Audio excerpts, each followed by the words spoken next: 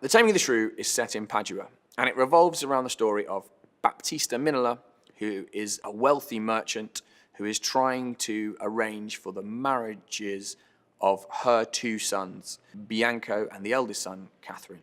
And she's struggling to marry off Catherine because he has a reputation of being a shrew, which is someone who's a loudmouth and who breaks social conventions. Bianco, on the other hand, has loads of suitors, and they include Gremia, who is a very wealthy merchant and the neighbor of Baptista, and also Hortensia, who is another kind of noble person, and they are both vying for the love of Bianco. And into that arrives Lucentia and her servant Trania.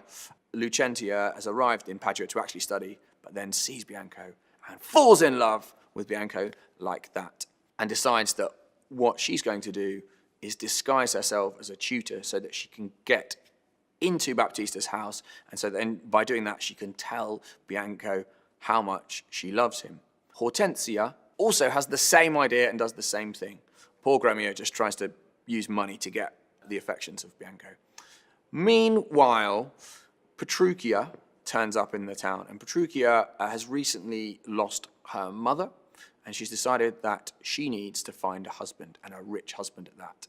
And so she decides to take on the challenge of trying to marry Catherine, and then seeks to woo Catherine, and manages to get consent from Baptista to marry Catherine. And then all of Bianco's suitors are really happy about this as well, because they think, well, now that Catherine's married, we will be able to try and woo Bianco.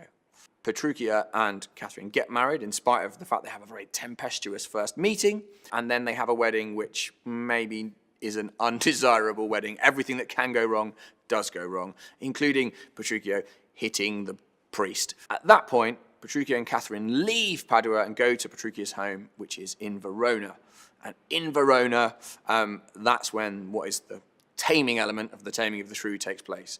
Petruchio invents a whole series of games and scenarios whereby she tries to break Catherine to her will. Meanwhile, back in Padua, this whole game of who is going to actually get the love of Bianco is going on. And Lucentio, aided by her brilliant servant Trania, is coming out on top of that. Then everybody arrives back in Padua, and all sorts of people's disguises come off and get revealed, and all sorts of stuff happens. But to find out more about that, you've got to come and see the show.